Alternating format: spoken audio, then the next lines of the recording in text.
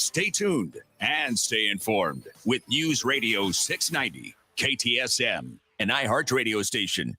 Next Thursday, you will be caught in an extreme flash flood. Disasters don't plan ahead, but you can. Talk to your loved ones about making an emergency plan. Get started today at ready.gov/plan. Brought to you by FEMA and the Ad Council. El Paso's News Radio 690 KTSM. Live from the KTSM AM 690 studios, it's Talk El Paso with Andrew J. Polk. Be a part of the show by calling 915-544-KTSM, 915-544-5876, or comment online on our stream at facebook.com/Talk El Paso. It's 4 p.m. Mountain Time, and that means it's time to talk El Paso with Andrew J. Polk.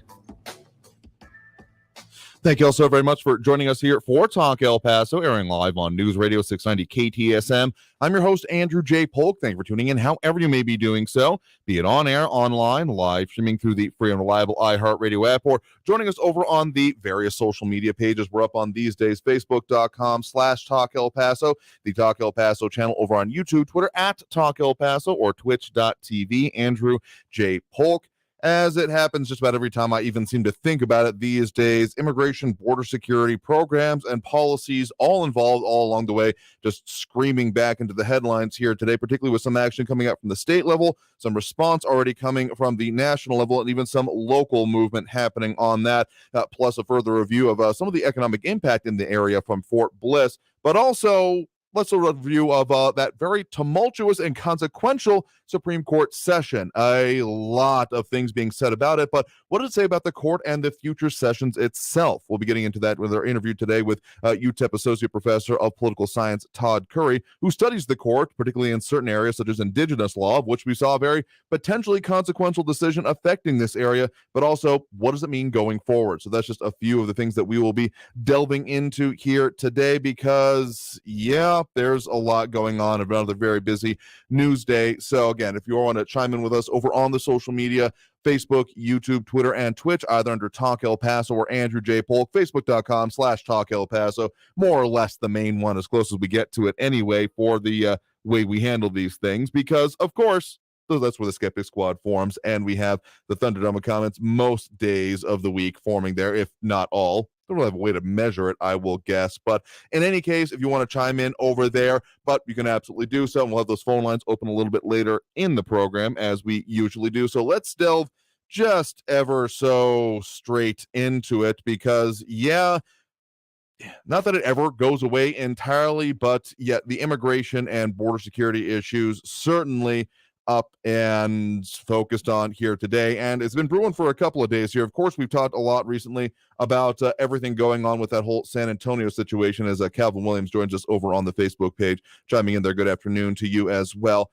And I mean, everything from that and the aftermath and the investigations, I hope, certainly continue there. But as has been also going on, we might have heard previously about at least one letter being signed by some of the county judges in those South Texas border counties, better way to really put them, saying that they are concerned about that and wanting certain declarations and things. And there's been a lot of commentary about where the power actually lies. Well, Governor Greg Abbott wading back into that discussion here today, saying very specifically that he is now ordering, signed an executive order saying that returns need to happen, being done by National Guard troops and state troopers to return illegal immigrants to the border, saying in his order that it needs to happen because the Biden administration won't deport them. Also saying that Mexican cartels are exploiting federal policy by smuggling in people, weapons, and drugs, and promises the moves are being done to protect Texas and the U.S. So a little bit more detail on that also coming out today, that specifically when a Texas police officer catches an illegal immigrant, they're now allowed to transport the person back to the border. Again, part of that executive order all focus on curbing the cartel smuggling. And of course, there has been, again, those talks about invasion calls, among other things. But more specifically, there's also something he's doing in the local area, along with the already some hundreds of millions of dollars that have been going towards Operation Lone Star. Governor Greg Abbott also now putting forth $30 million up available of grants to local governments, essentially, in order to aid their operations on this. And so part of a news conference he did hold a little bit earlier today. So these details, again, still kind of coming out at this point. But really what he is saying that with the end of Title 42 and the historic levels, pointing out specifically 5,000 migrants being apprehended over the July 4th holiday weekend, reading directly from his release here, continuing use of the phrase crisis, which, well, we've had our own discussions on, but given the levels and the strain that we've already been seeing makes a certain level of sense. And I'll quote directly from the governor here. While President Biden refuses to do his job and enforce the immigration laws enacted by Congress, the state of Texas is once again stepping up and taking unprecedented action to protect Americans and secure our southern border. The cartels have become emboldened and enriched by President Biden's open border policies, smuggling in record numbers of people, weapons, and deadly drugs like fentanyl.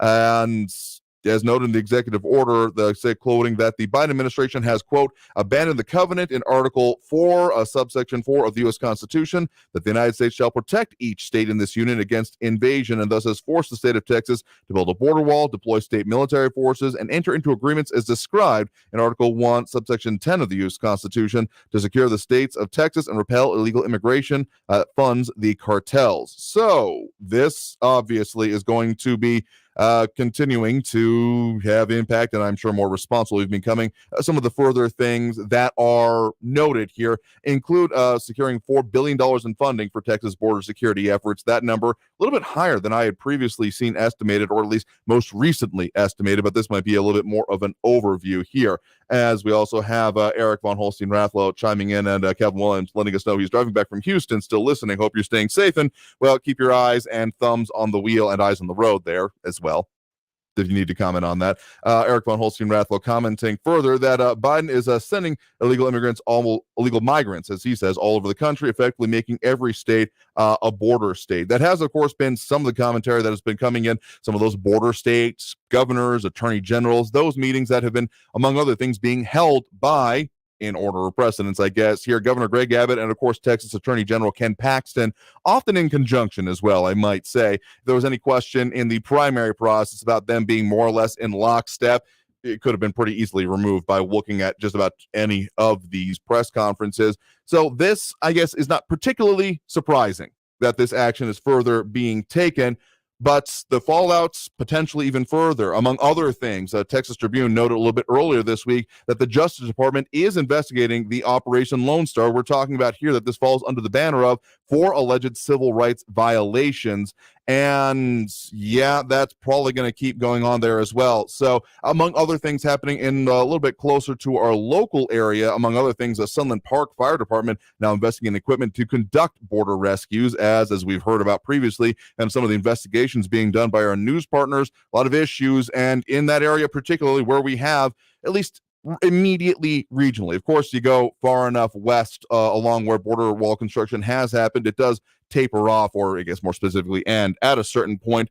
But also there's that gap in the actual physical barrier, the constructed barrier anyway, around the base of Mount Cristo Rey. That was one of the focuses of the We Build the Wall folks when that construction happened. They can, of course, still see when you're on Donovan, or even from parts of I-10 if you're looking at it correctly, but driving safely, don't make any mistake. But also on the other side of it, more in the Anapra area, where there was, you may recall, there were those seesaw temporary art installation. Don't know if it was intended to be temporary, but it certainly was temporary after, I do believe, Border Patrol and CBP in general removed those for the, well, variety of reasons I can only imagine. But the amount of rescues on the border wall, because we've talked a little bit about water rescues, and that in the whole, Rio release season that we are of the water from Elephant Butte Dam, that has been increasing to an extent, but we've also heard more than a few of the stories of people being either stuck on the wall, dropped off the wall, literally dropped, or abandoned. So yeah, Sunland Park Fire, among other things, recently tweeting about one person transported to UMC with critical life-threatening injuries after falling off the border wall in Sunland Park just before 2 a.m. So these kind of things are, well, significant and serious in that area. So them looking at additional equipment in order to be able to do this it makes an unfortunate level of sense. Interesting to know, of course, them being in New Mexico, probably can apply for those local area funds that the governor of Texas, Greg Abbott, is proposing here. But if that's going to be an increasing thing, wondering if that funds might be needed on the Texas side of things as well, given the also preponderance of border wall we have in our area here. So that's going to take us through our first break of the hour here right now. Coming out of this break, switching gears a little bit, talking about that Supreme Court session. Of course, now that some of the, early decisions have come out, the potential ones to be considered by this next term of office, reviewing what this one was, what it means, and what it could mean for the future. A very interesting topic indeed that we will delve into again with a UTEP Professor of Political Science, Todd Curry. So stay tuned for more Talk El Paso after this break. Again, if you want to chime in over on the social media, Facebook, YouTube, Twitter, and Twitch, more than welcome to RJ, Kathy Codry, Eric Von Holstein-Rathel, Calvin Williams, chiming in there, also dropping those likes, and we react. We do appreciate Calvin Williams, Ed Clore, Robbie Flores, and Monica Cervantes. We'll get to those and a whole lot more in the show here, but in the meantime, stay tuned. More Talk El Paso after this break. You're on News Radio 690 KTSM. I'm your host, Andrew J. Polk. The social media best way to comment at this moment. We'll have the phone line open a little bit later. So in any case, stay tuned. More Talk El Paso after this break. Don't go anywhere.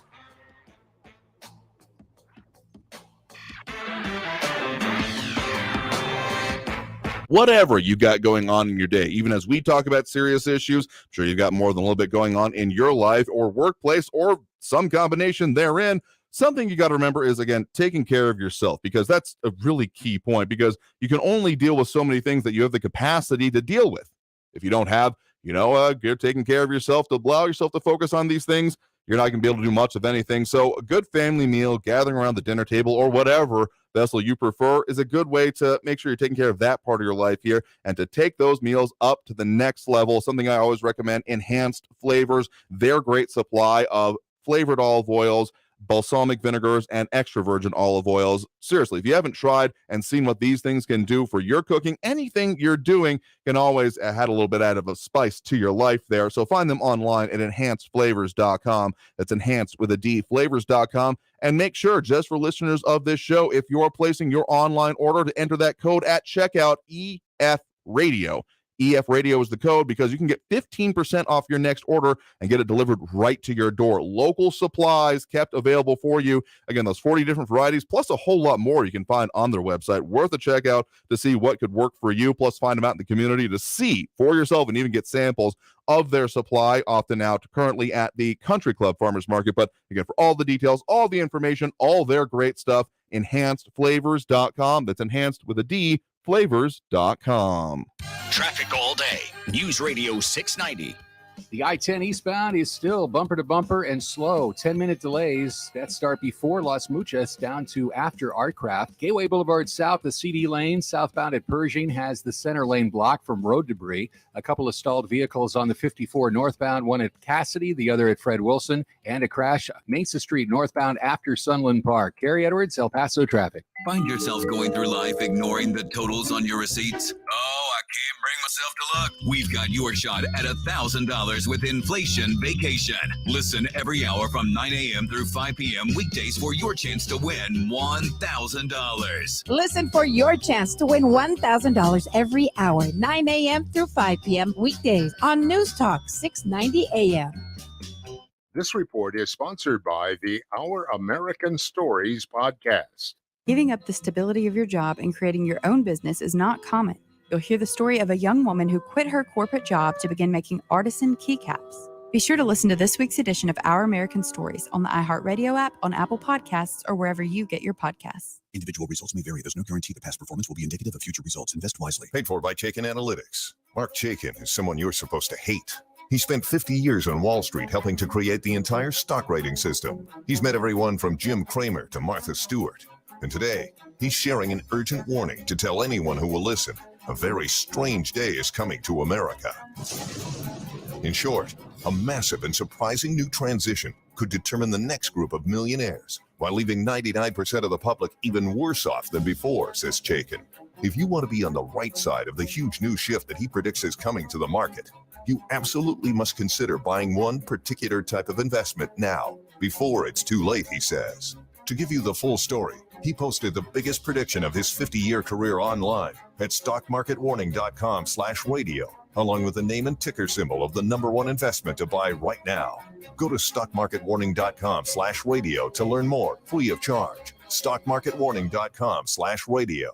If you're 45 or older, this message could save your life. Health experts now recommend starting regular colorectal cancer screening at age 45. Colorectal cancer is the leading cause of cancer death, but it's preventable through regular screening. There are more screening options than ever before, including at-home tests. You've got the guts to prevent colorectal cancer. Talk to your doctor about your options and visit cdc.gov/screenforlife for more information. Hey, hon, what you doing with your phone?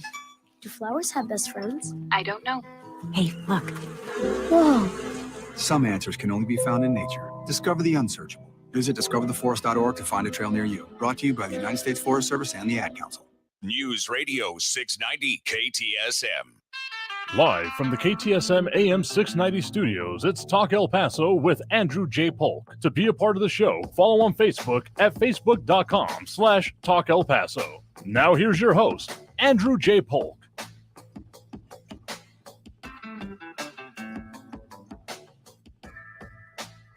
Welcome back here to Talk El Paso, airing on News Radio 690 KTSM. I'm your host, Andrew J. Polk. Thank you for tuning in, however you may be doing so, be it on air, online, live streaming through the free and reliable iHeartRadio app, or joining us over on our various social media pages, Facebook, YouTube, Twitter, and Twitch, either under Talk El Paso or Andrew J. Polk on most of those platforms here. So, a lot of things to be discussed here today. Another busy news day as always, but also joining us here in studio today, we do have Todd Curry, Associate Professor of Political Science at UTEP. Thank you very much for joining us today. Thanks for having me, Andrew. Absolutely happy to check in with you again. Of course, we talked with you previously about some of the Supreme Court decisions in a very busy session, and end of the session, reports and decisions coming out here. So wanted to take a little bit of a step back because we were very focused on a lot of the major ones coming out, some of the more effectuating ones. I mean, none of them were unimportant, but some of them have more broad significance for a broader swath of the population.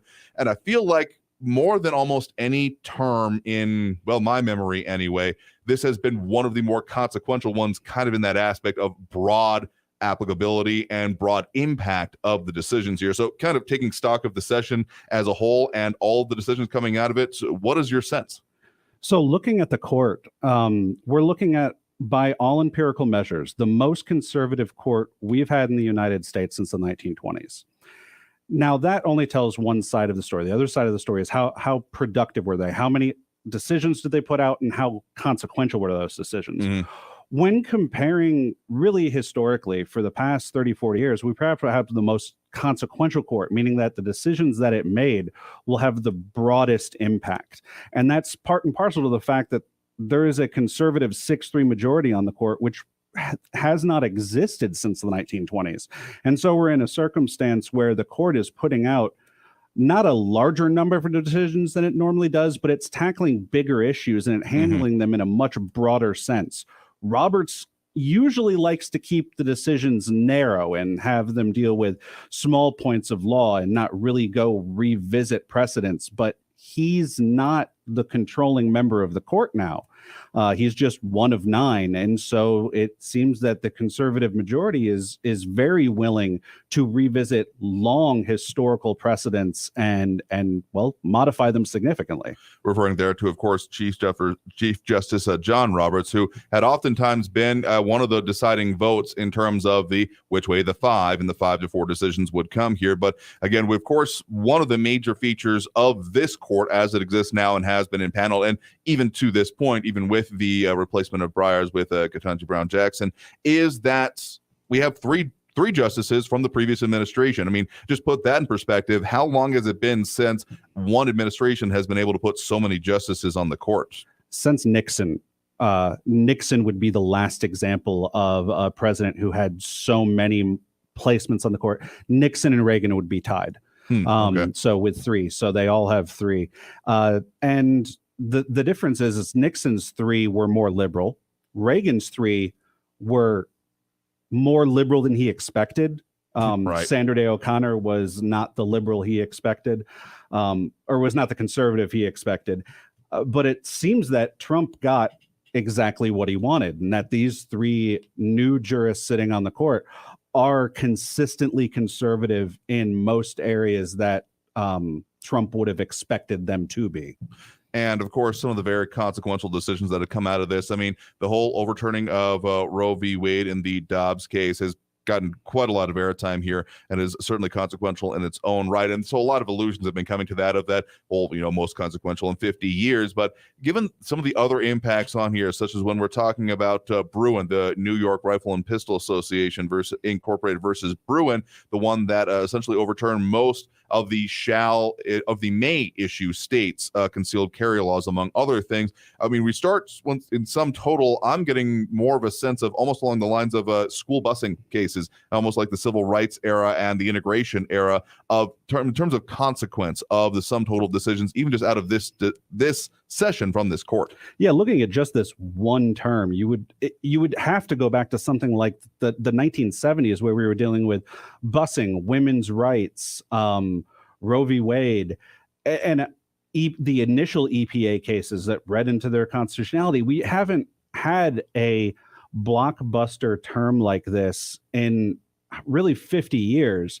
The 1980s and 90s and early 2000s were defined by the fact that the court itself was relatively evenly divided. And when you have a relatively evenly divided court, a 5-4 court, they don't really push precedent that far. They don't change things, nor can they go too far, because they're limited by getting those 5 people together to agree and what they're going to agree on.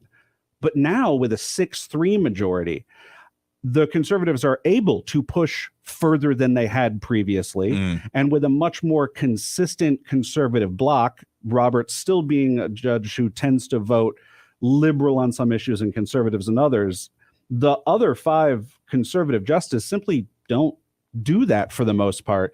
And so they're very much able to tackle precedents that are longly historic, overturn them, limit them, modify them in a way that really the U.S. Supreme Court for the past 30 years hasn't been able to, just by the nature of its membership. Again, if you're just joining us, guest right now is Todd Curry, Associate Professor of Political Science at the University of Texas at El Paso. If people want to find out anything about your work publications, what would be a good place for them to do so? ToddACurry.com. There you go. ToddACurry.com here. And so you do, of course, study into the Supreme Court and a lot of it, and particularly some of those cases. We mentioned a couple of here, including the one overturning Roe v. Wade and the one dealing with concealed carry nationwide. But one of your specific areas of expertise that has a lot of local impact here is on, essentially indigenous Native American law. And that we saw a few decisions, actually, out of this recent session. Yeah, there were 3 that came out this session. One that was obviously extremely local with the Ysleta del Sur Pueblo. There were 2 others. There was a case, U.S. First Dinespi, that dealt with an individual member of the Navajo Nation. And then there was the Castro Huerta decision, which dealt with Oklahoma and the reservations within the state of Oklahoma. And that case, if asking someone who specializes in indigenous law, that Castro Huerta decision is monumental in that it almost functionally overturns a precedent from the 1830s. That Worcester v. Georgia precedent that said that individuals residing on tribal land are only subject to the jurisdiction of the tribe, that has been erased. And that's one of the foundational decisions of what we call the Marshall Trilogy, which kind of defined the nature by which the tribes interacted with the states. And now it's changed. And we don't know what that's going to mean going forward. We don't know. There's over 570 tribes in the United States, federally recognized tribes, and we don't know how that is going to play out on every single reservation in every single state. It's a massive change. So for just people maybe unfamiliar, some of the terms you're talking about here about how cases are decided, how they even come up, even just in how like this set of cases that the Supreme Court end up doing it. I mean, they get many, an order of magnitude more submitted to them than they end up accepting or even really dealing with in any substantive way. They may say, no, return to lower court for redeciding, or the lower court's decision stands, or we're just not going to take it. So in terms of this makeup of the court now and deciding some of these cases, even to take them, what can be seen now that we're at the end of this session of the court of how that process is even working with the makeup that we currently have? So with the makeup of the court as it had been historically, let's say for the past 40 years before this term, there'd been a 5-4 court, either liberal or conservative. And ironically, to hear a case on the U.S. Supreme Court, 4 judges have to agree to hear a case. So it's a minority of the judges that agree to hear a case. During that era, the last 30 years, the number of cases that the Supreme Court heard over time had gone down. And largely that was because if you were a minority justice, one of the 4, you didn't want to hear a case that would ultimately be overturned because you wanted the precedent to stand. Now it's much easier to predict what 5 members of the court are going to do.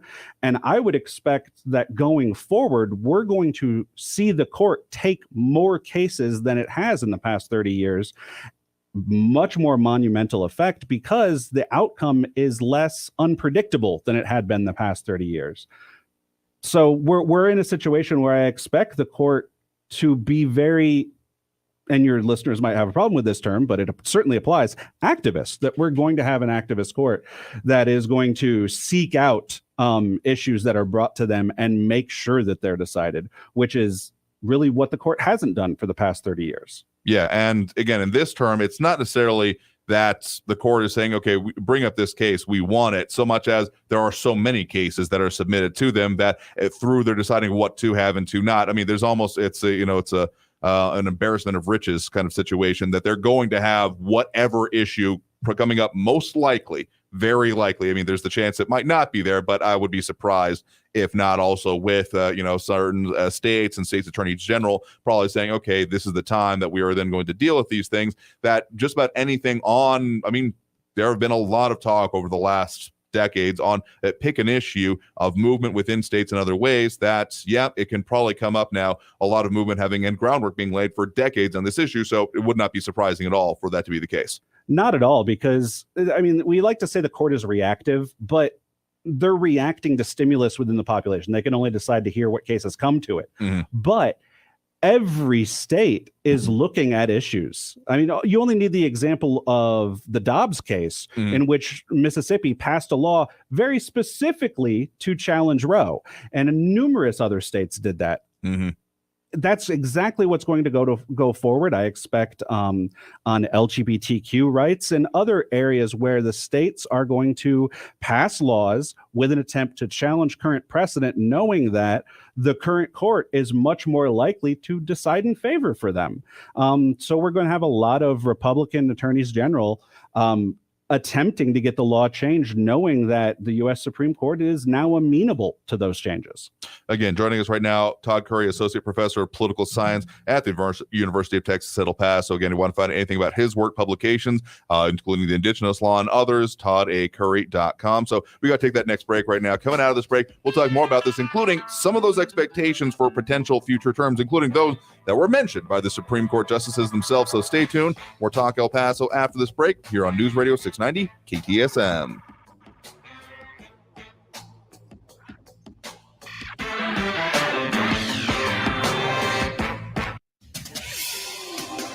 El Paso's News Radio 690 KTSM. Hello, everyone. This is Robert Olguin with your KFOX 14 News Update. 2 business closures in downtown El Paso are being blamed on the post-pandemic economy. The CVS pharmacy on Mesa in Texas will close next week, and the Fias clothing store is also going out of business. The downtown management district says foot traffic hasn't returned to pre-pandemic levels. The border was closed to non-essential traffic for much of the pandemic, and economists say some of those Mexican shoppers have not returned to downtown. A legendary coach from El Paso will be inducted into the Texas High School Basketball Hall of Fame. Jim Forbes was an All-American basketball player at Bel Air before playing for UTEP and would go on to play for the U.S. in the Olympics. The 69-year-old Forbes died in January of complications from COVID-19. This has been your KFOX 14 News Update. I'm Robert Olguin. News Radio 690. Traffic all day.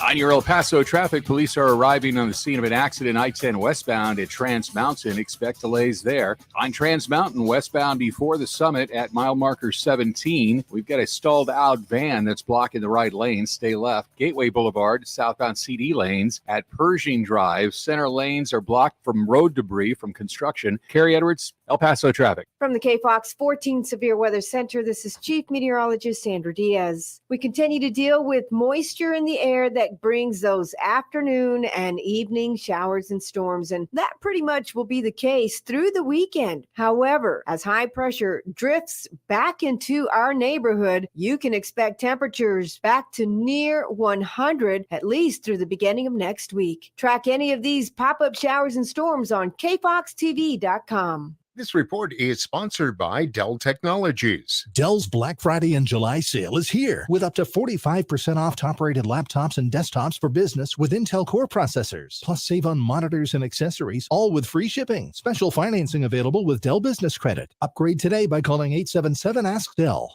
I always wanted to learn Spanish, but I never thought I'd have the time. Then I discovered Babbel. Babbel's lessons are fun. They only take like 10 or 15 minutes, and in 3 weeks, presto, you're speaking another language. Like magic. I love that Babbel's lessons aren't just robots talking. They're voiced by native speakers, so you get the pronunciation just right. And they're designed by real language teachers, so you learn how to have real-world conversations, things you'll actually use. 3 weeks. It's incredible. After 3 weeks, I'm on vacation in Paris, having a conversation in French. There's all kinds of ways to learn. Use Babbel's podcasts or games or videos. You can even join live classes with a language teacher. If you want to learn a language, there's no faster, easier, better way than Babbel. Babbel. Babbel. Babbel, évidemment. Go to Babbel.com to try for free. That's Babbel.com. Babbel.com. If your business is feeling a summer hiring wave, then you need Indeed. Their all-in-one hiring solution makes it easy to attract, interview, and hire candidates. Visit Indeed.com/credit and get $75 towards your first sponsored job. Terms and conditions apply. This report is sponsored by Indeed.com. I spent a lot of time in the garage, but even more time in the rain and mud. In 95, I helped tow your moving trailer. And in 09, it was sparks from me, your chains, dragging behind your truck that accidentally started a wildfire. Spark a change, not a wildfire. Visit SmokeyBear.com, brought to you by the U.S. Forest Service, your state forester, and the Ad Council. Only you can prevent wildfires. News Radio 690 KTSM El Paso. Live from the KTSM AM 690 studios, it's Talk El Paso with Andrew J. Polk. To be a part of the show, follow on Facebook at facebook.com/Talk El Paso. Now here's your host, Andrew J. Polk.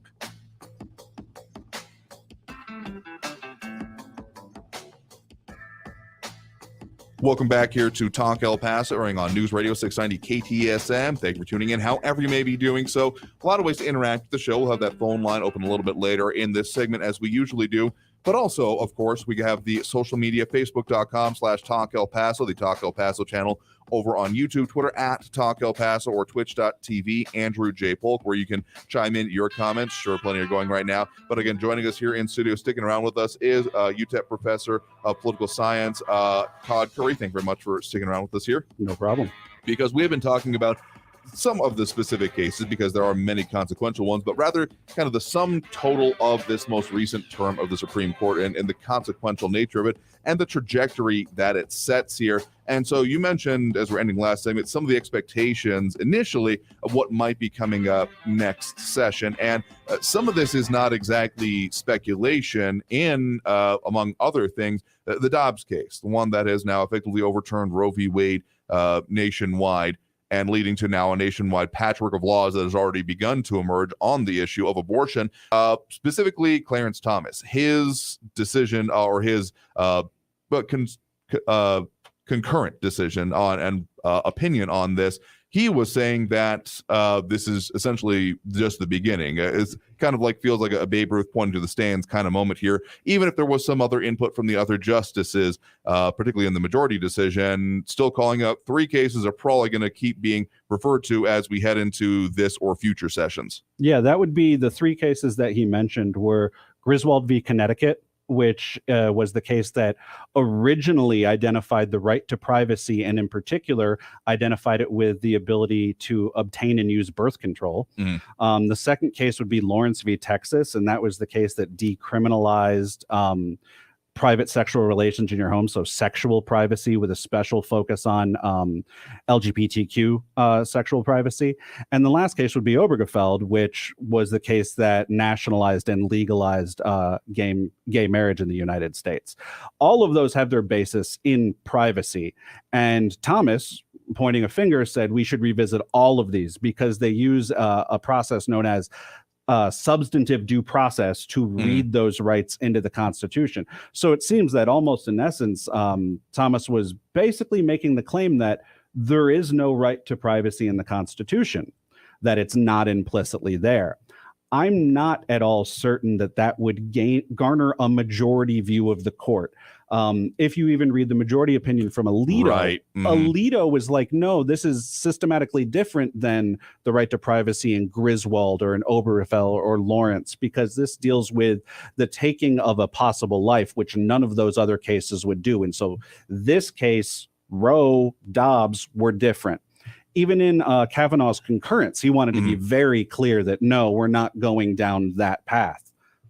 But I guarantee you every AG, like we mentioned, is absolutely listening to Thomas sort of making the request to them to challenge these laws. And they're absolutely going to do so. So what that means is I would not be shocked if when the legislative sessions start to creep up this year, and that in some conservative states, we might see laws curtailing access to things like birth control or curtailing LGBTQ rights. And even if the current Supreme Court ultimately strikes those down, what that means is we're going to be dealing with laws that limit access and limit these rights in the short term. And that's still going to have a monumental effect, whether it's determined to be legal and the court upholds those sort of regulations, or even if it's struck down. We're talking about 3 to 4 or 5 years in which a state would be under the jurisprudence of that law. So again, that's some of the trajectory we're talking about here. And again, I do think it's important to draw that bright line that this was what Thomas said. And then basically even on the concurrent side of the majority decision, it was essentially a no, we don't believe this is. Again, trajectory can be seen from this, and I would, don't think it's unreasonable at all to expect that these issues, again, those specific 3, and then probably many more than we can expect, will come up. There are already some hints, things that we know actually about what's going to come up in the next session of the court, with some cases that have already been announced as being accepted to be reviewed by the court. Yeah, the court has decided that it will hear, and in my mind, 2 prominent cases, one because of my background and the other because it would just have significant impact. One of those cases is out of North Carolina, which is the ability, they're assessing the ability to basically change electors, and what that would mean to local ability to regulate electoral law. In light of what happened in the previous presidential election, it might open the door to states to invalidate the popular vote and then put their electors into position. As one can imagine, that would have significant impact, and that's going to be before the court this fall. And the other case that is near and dear to my heart because of what I study is the Supreme Court is going to hear a case out of the Fifth Circuit, so a case out of Texas, that challenges the Indian Child Welfare Act. And this is a law that prioritizes indigenous families and indigenous tribes to be able to keep children within the tribe instead of being put up for adoption outside of the tribe. This was a bipartisan law that was passed in the 1970s. There were something like maybe 10 votes against it when it initially came up. But it's being challenged. And if that law were to change, that would be a significant augmentation of indigenous law here in the United States. Absolutely. Definitely. I mean, when you're talking about things, particularly on the books that long and with some very base level processes attached to it, could understand that, even if it's a new issue to a lot out there. Again, joining us right now in studio here, it's UTEP Associate Professor of Political Science, Todd Curry. Want to find out more about his work, research, etc., toddacurry.com. So one of the things that has been, it's a little bit inside baseball maybe for a general audience here, but one of the things I've paid attention to is, as you mentioned kind of in the first segment, John Roberts, Chief Justice of the Supreme Court, and his, predilection and decision ability, because he was of course appointed under a previous conservative administration, but he had an interesting role on the court as, Chief Justice in name as well, but also essentially a decision maker in large part because of his, as you mentioned it, conservative on some issues, more liberal on other issues. He was essentially a swing vote in a lot of ways, and on an evenly divided court, that gave him, frankly, a lot of power. And some had been analyzing it as a shift to the left overall in light of this new session and in light of just the makeup of the court, but also his stance on some of these decisions. How does that stand in your mind? So Roberts, as an observer, I think Roberts has to be up in arms. Because when he joined the court, he joined it after Bush v. Gore. His main mindset was, I have to make this institution seen as legitimate, that there have been some external threats to its power, and I need to build that back up. And he did that by having narrow decisions, by having evenly divided decisions that didn't tip the law too far one way or the other. And he absolutely courted legitimacy as a purpose. And so him being the swing vote, and also the most senior member of most majorities, that meant he also got to assign the opinion to whomever he wanted to.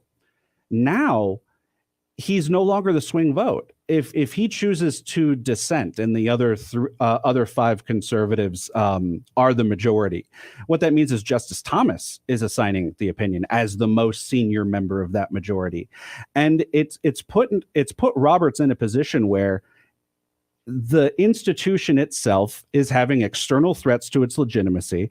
It's now become more than just talk about packing the court and to do away with the filibuster and all of these things that would be considered threats to judicial independence are getting much more vocal. And that always happens when the court's legitimacy goes down. That legitimacy protects it. And Roberts absolutely was the protector of the court's legitimacy, and he has no ability to do that now. You can just look at his Dobbs opinion, where he concurred in the result but not the majority opinion, and tried to argue that there was like a third way to go, and that we could just find that the Mississippi law was fine but Roe v. Wade was still precedent. That did not carry the day, but that if it had carried the day, that would be the legitimacy band-aid that he was trying to implement on that case, and he just doesn't have that ability now. So we're seeing Roberts at his weakest point, probably pulling out his hair because he can't control the court in the way that he could really for the past 5 years. Yeah, since essentially being installed there. So in sum total, with this whole session, everything that has come out of it, I guess we've set a lot of immediate and specific expectations, but as a sum total, do you expect that the next session will be as momentous as this one has been in terms of reviewing and even changing precedent in some ways and looking at it, as well as other major issues that the court has potentially shied away from in previous sessions?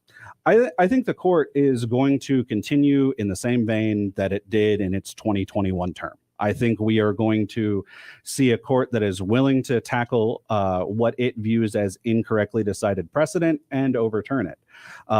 I think, however, at the same time, Democrats are absolutely going to begin critiquing the court and talk about movement. And this reminds me of the last time the court was this conservative in the 1920s and 30s. During the New Deal period, where the court was striking down all sorts of New Deal legislation, and FDR just lost it and said, fine, I'm going to pack the court. For everyone over the age of 70, I'm going to get a new appointment. Now, we've heard talk about packing the court now, and it's been subversive. No one really in power has been saying it. But if you get 1, 2, 3, 4 years of the destruction of the past 50 years of precedent from a very conservative court, that's absolutely going to come up again. The Democrats will absolutely try to act in that fashion.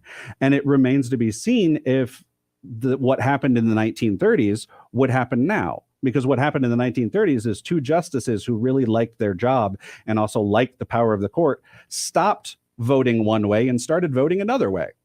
Could we picture Kavanaugh voting in a liberal direction? Could we picture Barrett voting in a liberal direction? Could we picture Gorsuch voting in a liberal direction? Because that's what had previously happened. That's what happened in the 1930s. And I just don't see that as a possibility. So we're probably going to see in the next few years some actual credible calls to limit the power of the U.S. Supreme Court. Yeah, potentially, as much as any issue can come up from the fringes, often being shunted into the spotlight like this can, well, change what its electoral future could be there. Again, we've been talking here with UTEP Professor, Associate Professor of Political Science, Todd Curry. And again, if you want to find anything more about him, his work, some of the work on Indigenous law, among other things, toddacurry.com. So thank you very much for taking the time to speak with us about these issues, some of the detail into them, and what expectations could we have for, the next terms of office and terms of the court here today. Yeah, no problem. I was happy to do so. Absolutely happy to have you here to talk about that. But we got to take that next break right now. Coming out of this break, we will go ahead and open up those phone lines. I'm sure there's a lot of people wanting to chime in on this and the other issues of the day here. So that number to call, 915-544-5876, 915-544-KTSM. Back after this break with more Talk El Paso here on News Radio 690 KTSM.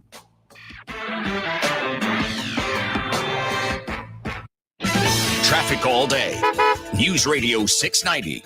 On your El Paso traffic, police are arriving on the scene of an accident I-10 westbound at Trans Mountain. Expect delays there. On Trans Mountain westbound before the summit at mile marker 17, we've got a stalled out van that's blocking the right lane. Stay left. Gateway Boulevard, southbound CD lanes at Pershing Drive. Center lanes are blocked from road debris from construction. Carrie Edwards, El Paso traffic. This report is sponsored by Audible. This summer, fire up your imagination with Audible. Listen to comedies, thrillers, mysteries, and more. It's everything you want in audio entertainment, all in the Audible app. Sign up for a free 30-day trial at audible.com. The El Paso Community Foundation supports the causes you feel passionate about here in the borderland, whether it's education, social services, arts and culture, the environment, health, or economic development. The El Paso Community Foundation has been promoting philanthropy and progress in our hometown region for more than 45 years. Make your mark with us. Start a fund today. For good, for El Paso, forever. Learn more at epcf.org. That's epcf.org. New on Curiosity Stream. With my infrared drone, I can see what others can't. Drone pilot Doug Thron uses his bird's eye view for the ultimate good, saving animals from desperate situations around the globe. Join the rescue effort on a new season of Doug to the Rescue. And you captured a Confederate steamboat. We're taking the ship to freedom. An enslaved crew, a stolen vessel, and a Civil War dash to salvation on impossible escapes. Watch now on Curiosity Stream. Annual plans are $20, just $1.67 a month. Visit curiositystream.com. Almost 3 million people use Navage to breathe better, sleep deeper, snore less, and stay healthier. I'm Martin Hoke, and I invented Navage, the world's only nose cleaner that helps flush out airborne germs with powered suction. But what do doctors have to say about Navage? Here's Dr. Tonya Farmer, a board-certified ear, nose, and throat specialist. Most airborne allergens and viruses enter through your nose. When that happens, it can cause congestion and irritation, and that just makes you feel miserable. You can get a cold, you can get flu, sinus infections, or even worse. Flushing your nose with a saline solution is the most effective way to flush all of those dangerous threats out of your nose. So now when patients come in my office, I tell them I highly recommend that you use Navage on a daily basis for overall good health and wellness. And Navage is all natural and drug-free at Navage.com, Walmart, Walgreens, CVS, Rite Aid, Bed Bath, and Target. Navage, N-A-V-A-G-E, clean nose, healthy life. Staples has the innovative tech and tools you need to take on the future of work, all at great prices. Right now, save up to $260 on select PCs. In-store only, offer N79, limit 2 while supplies last. The latest tech solutions are at Staples, the working and learning store. El Paso's News Radio 690 KTSM. Live from the KTSM AM 690 studios, it's Talk El Paso with Andrew J. Polk. To be a part of the show, call 915-544-KTSM or follow on Facebook at facebook.com/Talk El Paso. Now here's your host, Andrew J. Polk. Thank you all so very much for joining us here for Talk El Paso, airing live on News Radio 690 KTSM. I'm your host, Andrew J. Polk. Thank you for tuning in, however you may be doing so, be it on air, online, live, streaming through the free and reliable iHeartRadio app, or joining us over on the various social media pages that we're up on these days, facebook.com/Talk El Paso, the Talk El Paso channel over on YouTube, Twitter at Talk El Paso, or twitch.tv, Andrew J. Polk. A lot of things we're getting into here today. And again, thanks to our guest from last segment there, Todd Curry, UTEP Professor of Political Science, and who studies the court, among other things. So, like it or not, there's a lot of conclusions in there that, I have some issues with, but also a lot of very predictable things. They seem like that, well, crystal ball, as cloudy as it is, may come up or not here. Some of the comments that have come in over the course of that as well. Kathy Cordry, RJ, over on the YouTube page, over on the Facebook.com/Talk El Paso, John Brazelton, Flaco Jimenez, Calvin Williams, Eric Von Holstein Rathwell, among others here. At least one of the points coming up here. Flaco Jimenez commented, circumstances around Judge Alito's death. Just want to make sure you're not confusing here Scalia. You might not be totally blamed for confusing, again, the past judge, Antonin Scalia, or then, again, the still sitting Samuel Alito, because, well, among other things, the nickname for Alito was Scalito because he was seen as very similar to Scalia in both tone, temperament, and the way he handled issues. Originalist in a lot of ways, but no, as far as I'm aware, still alive and kicking there. So, yeah, not the one that passed away while he was in a hunting lodge not too far from our area here as well. Happened to be doing some of the reporting at that point in time, including being outside of some of those, local, anyway, funeral parlors. So, yeah, had some experience with that directly. But also some of the other comments coming in about Roberts and such here. Yeah, there's a lot to be said about him, and a lot has been analyzed about him, and why it was interesting to look at it in light of this session of the court. Where does he actually stand here? But that's just a few things we're going into. Also talking about border and security and implications of recent orders, recent fundings, local issues, stuff from the state, national, all of that, plus economic impacts in downtown and beyond. Both Fort Bliss being analyzed as having some impact, as well as what's going on with some of the downtown, that maybe that Golden Horseshoe area or the larger downtown management district. We'll get into that and a whole lot more after this break here with more Talk El Paso on News Radio 690 KTSM. If you're wanting to chime in on the show, of course, we got the social media that you're more than welcome to chime in on, as we have a lot of people doing so. And again, dropping those likes and reacts, we do appreciate Lorenzo Medina Jr., Ida Beza Gardner, Flaco Jimenez, Ted Kors, Calvin Williams, Ed Clore, Robbie Flores, and Monica Cervantes. We'll get into that and a whole lot more after this break in the top of the hour news here on News Radio 690 KTSM. Again, that phone line, prefer to do it that way, open now. That number to call is 915-544-5876, 915-544-KTSM. Back after this break with more Talk El Paso. Don't go anywhere.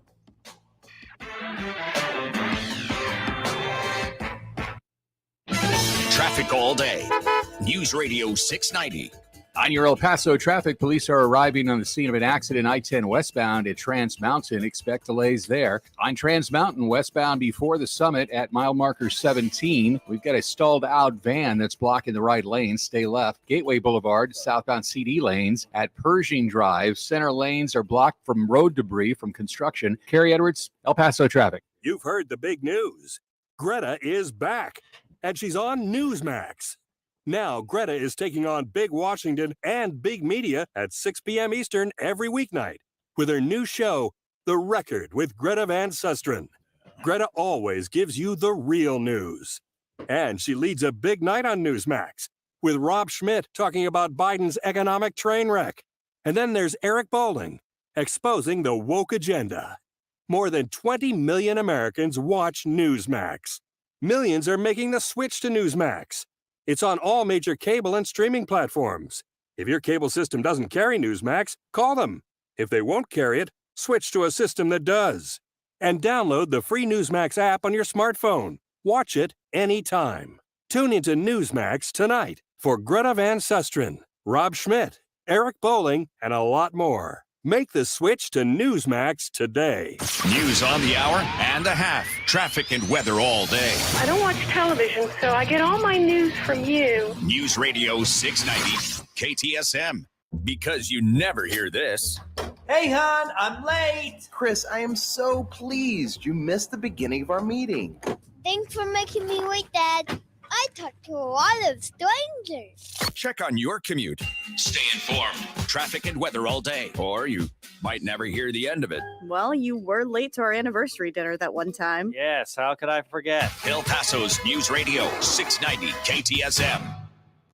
Freedom of speech lives here. To me, freedom of speech is being able to say anything you want. El Paso's News Radio 690 KTSM. News on the hour and a half. Traffic and weather all day. News Radio 690 is KTSM AM El Paso, an iHeart radio station. NBC News Radio, I'm Brian Shook. Former Minneapolis police officer Derek Chauvin is being sentenced to just over 20 years in prison on federal charges. Lisa Taylor reports. Chauvin was sentenced in 2021 to over 22 years on state charges of second-degree unintentional murder after he kneeled on George Floyd's neck for more than 9 minutes. He pleaded guilty last year to a federal charge of violating Floyd's civil rights. Before his sentencing, Chauvin told Floyd's children in court that he wished all the best in their life. The White House is again insisting that President Biden is committed to getting all Americans home from overseas detention. Press Secretary Karine Jean-Pierre was pressed about Brittany Griner and Paul Whelan. Both remain in captivity in Russia. Griner is a WNBA star who's pleaded guilty to drug charges. Whelan is an ex-U.S. Marine who's been behind bars in Russia on espionage charges since 2018. Two top officials from the Federal Reserve are in support of another big interest rate hike this month. Fed Governor Christopher Walker said he's in favor of a 0.75 percentage point increase. St. Louis Fed President James Bullard said the same thing. The Fed raised rates by 75 basis points last month in a bid to fight soaring inflation. President Biden is honoring 17 distinguished Americans. The first recipient was Olympic gold medalist Simone Biles. Later was former Arizona Senator John McCain. I never stopped admiring John. Never said a negative thing about him in my life, because I knew his honor, his courage. McCain's widow, Cindy, accepted his medal. Another recipient was actor Denzel Washington, who was unable to attend the ceremony. Wall Street is closing with stocks higher as the S&P 500 notches its fourth positive session in a row. At the closing bell, the Dow Jones gained 346 points to 31,384. You're listening to the latest from NBC News Radio. More monkeypox vaccine doses are coming to New York City. Scott Pringle reports. Mayor Eric Adams says the city got about 6,000 doses of the monkeypox vaccine, but all appointments are now booked. We're going to make sure that next week we should be getting more. And as we get them, we're filling up and making sure that we get them out the door right away. The mayor says there is no cause for alarm. Health officials say monkeypox is a non-fatal illness that traditionally spreads through skin-to-skin contact, causing rashes and other complications.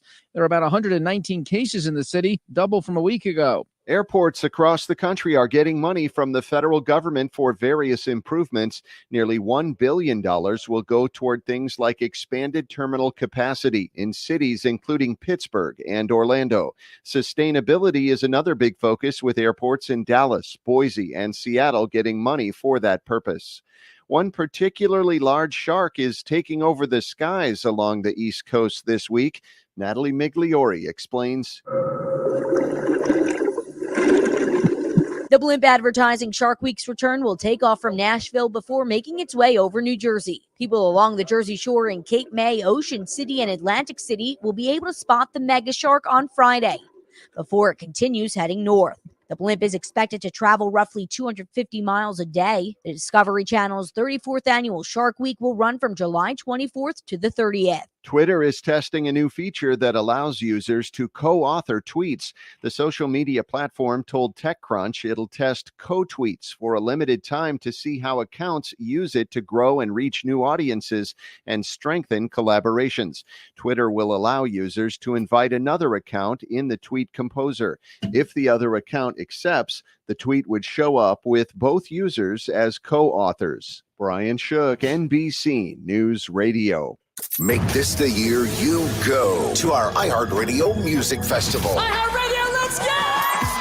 Friday, September 23rd and Saturday the 24th. T-Mobile Arena here in Las Vegas. Buy your tickets now at AXS.com. The iHeartRadio Music Festival is connecting all of us. Capital One is a proud partner of the iHeartRadio Music Festival for the 6th year in a row, bringing great products, rewards, and services to its customers. What's in your wallet? Now your chance to win $1,000. Just enter this nationwide keyword on our website. Green. That's green. Enter it now. This report is sponsored by the Our American Stories podcast. Giving up the stability of your job and creating your own business is not common. You'll hear the story of a young woman who quit her corporate job to begin making artisan keycaps. Be sure to listen to this week's edition of Our American Stories on the iHeartRadio app, on Apple Podcasts, or wherever you get your podcasts. If you're 45 or older, this message could save your life. Health experts now recommend starting regular colorectal cancer screening at age 45. Colorectal cancer is a leading cause of cancer death, but it's preventable through regular screening. There are more screening options than ever before, including at-home tests. You've got the guts to prevent colorectal cancer. Talk to your doctor about your options and visit cdc.gov/screen4life for more information. M1EP.com. Superior multifamily property management services citywide. Imagine being denied an apartment because of housing discrimination. It's so wrong. But who has the power to stop this? You do. The law is on your side. If you've been discriminated against because of race, color, religion, sex, national origin, disability, or familial status, file a complaint with HUD. Fair housing is your right. Use it. Visit HUD.gov/fairhousing. A public service message from HUD and the National Fair Housing Alliance. News Radio 690 KTSM. Live from the KTSM AM 690 studios, it's Talk El Paso with Andrew J. Polk. To be a part of the show, call 915-544-KTSM or follow on Facebook at facebook.com/Talk El Paso. Now here's your host, Andrew J. Polk. Thank you all so very much for joining us here for Talk El Paso, airing live on News Radio 690 KTSM. I'm your host, Andrew J. Polk. Thank you for tuning in, however you may be doing so, be it on air, online, live, streaming through the free and reliable iHeartRadio app, or joining us over on the various social media pages that we're on these days, facebook.com/Talk El Paso, the Talk El Paso channel over on YouTube, Twitter at Talk El Paso, or twitch.tv, Andrew J. Polk. A lot of stuff we are definitely getting into here today, but a few of the things that we are focused on, among other things, we are going to be talking and have been talking about border immigration issues, some of those state, local, federal implications. Really stems down to that today, Texas Governor Greg Abbott saying that he is putting an executive order forth that is going to tell local and state police officers, state troopers, and then grants for localities as well, to take those found crossing the border illegally back to the border, essentially.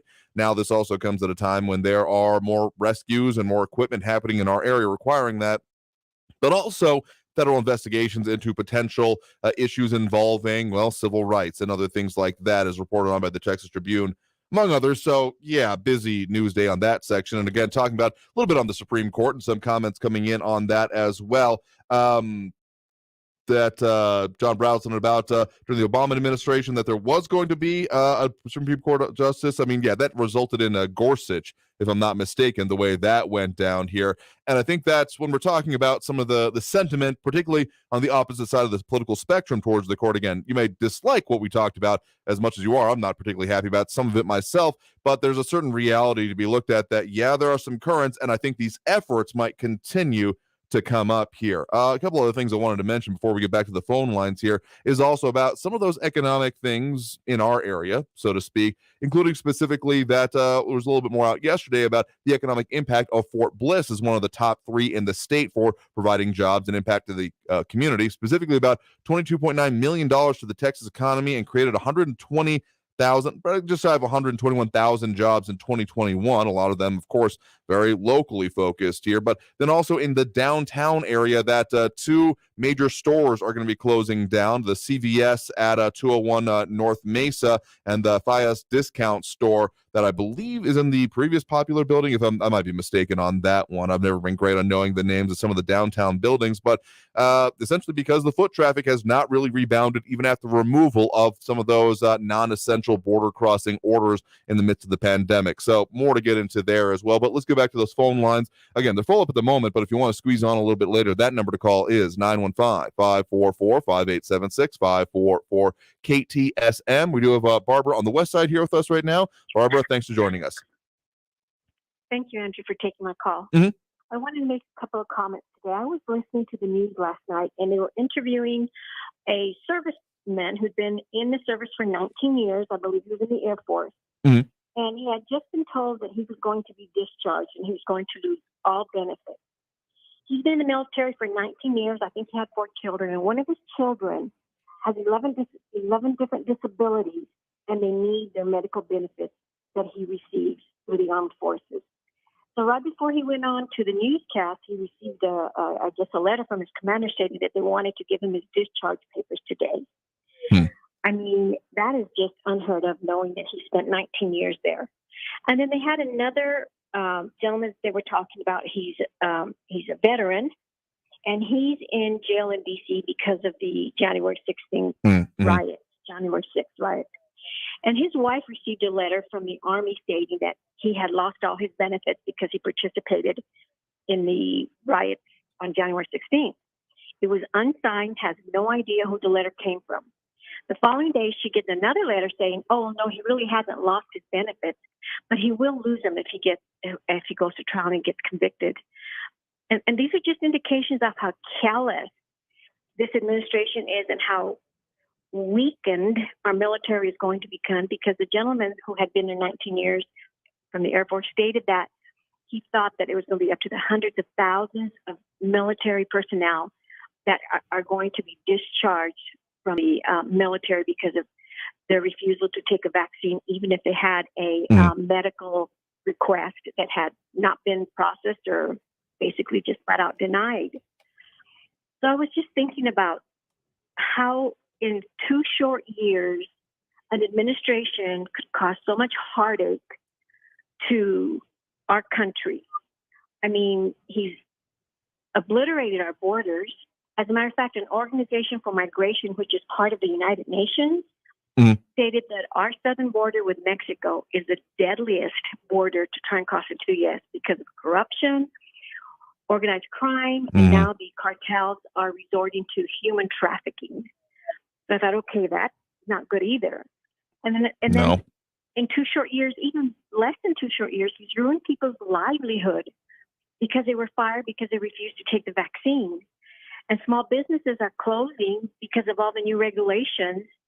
And the middle class and the lower class, whatever headway they made under President Trump, they're back down to worse than what they were before.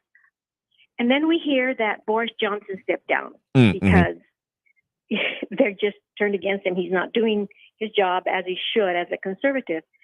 And one of his closest friends who was in the government with him submitted his letter of resignation. And in that letter, he said, and I'm quoting, "Government should be conducted properly, competently, and seriously." My question to us is that what we see in the Biden administration with everything I just mentioned, that in 2 short years, and the list goes on. This is just a few of the things that, we are all, we have no choice but to live under these horrific policies that the president is setting forth. Even David Axelrod said that Biden is weak and he is not in command. We have so many people leaving this administration, so many Democrats telling the American people something is not right here. We need to do something differently. And President Biden does not reflect on present circumstances to see how he can change the future. And that's frightening. So El Paso, go out and vote in November. Yep, absolutely. 2022, 2024. And I know you're always with me on that one, Andrew. and I won't stop saying it. We've got to make a change if we're going to make it through these 4 years of President Biden at the helm. Thank you, Andrew, for taking my call. Oh, sure thing. Thank you for the point in the call there. Do appreciate it. I mean, I'll say this, particularly on your reference to the military there. No one would ever have reasonably accused the military of being too touchy-feely or too cuddly when it comes to the issue of what you've been ordered to do. In fact, that's a pretty decent-sized amount of the court-martials, to my understanding, is them willing to follow through with what's required of them or not. I mean, heck, there have even been rules on whether you can have tattoos or not at certain points because getting a tattoo was defacing government property. So, I mean, there's a level of debate there to be had about requiring of vaccines, because amongst this one, there have been many, many others already required, and other ill effects that have had things out of, such as for smallpox, malaria, other things that, deployed troops are exposed to. But to your core contention about then the larger requirement in society, yeah, you're never going to find me, particularly someone who is not signed up for, not even for volunteer military service, not even required to do so, as we are still and hope will remain an all-volunteer force. That's requiring it of just a general population violates several important tenets of, Hippocratic Oath, among other things, and the ability to refuse treatment and people to say not have to do it. So, yeah, you're going to find me not happy with that for the general public, even if, again, the military is an entirely different animal, but I do share some concerns at the level of what that means for national readiness, etc. And you're never going to find me again not willing to say people go out and vote, because everyone always should go out and vote. The tongue-in-cheek that I still use with that is vote early, vote often, because if we're not, then that's when it happens. The things that we don't like. Anyway, at the very least, you got no room to complain about them if you're not going out and vote. Some interesting conversation going on over on the social media as well about the idea of immigration, or sending them to Montana, North and South Dakota for immigration purposes and population purposes. Interesting concept there. Again, a lot of comments coming in over on our social media, including Deborah Fry, Lorenzo Medina Jr., Ida Baeza Gardner, Flavio Jimenez, Ted Kors, Calvin Williams, Ed Clore, Robbie Flores, and Monica Cervantes. Let's take one more quick call before we hit that next break right now. Again, that number to call if you want to get on the line, 915-544-5876, 544-KTSM. We do have Raul in the Northeast on the line with us right now. Raul, thanks for joining us. Hey, Andrew. Good guest. That'd be a good idea for some of your listeners to sign up for that political sciences course. I love political science. With Trump's 3 right-wing appointees and Uncle Tom Ass, we have a totally illegitimate, radical right-wing court, packed with 3 members who lied about standing by precedent, nominated by a failed president who lost a popular vote, 3 justices who got there with the help of right-wing plutocrats like the Koch brothers, and put there by Moscow Mitch, who broke all precedents, norms, and traditions to get his right-wing justices seated. And then Americans are burdened with a conflicted justice, Uncle Tom Ass, whose wife is a Trumper insurrectionist. So these are the reasons that the size of the court should be expanded by 3 more justices. The more brains, the better, is my opinion, and the more diversity, the better. And there's nothing sacred about 9 members. The court has been larger and smaller in the past. And Trump's failed coup will so that's all I have to say about that. Now, about the upcoming news, Trump's failed coup will be further exposed this coming Tuesday. Undoubtedly, they have more damning evidence and witnesses to Trump's crimes and coup. Now, Trump is supposedly really mad at House Minority Leader Kevin McCarthy for not having gotten more Republicans on the 1/6 Congressional Committee. And Speaker Pelosi first wanted to have a 9/11 type independent commission made up of non-politicians and esteemed experts, but the Republicans didn't want that. So then she offered equal representation and power to subpoena anyone. But McCarthy chose prominent proponents of the big lie like Jim Jordan and his ilk, and Pelosi said no to them. And then rather than picking other Republicans, McCarthy pulled out.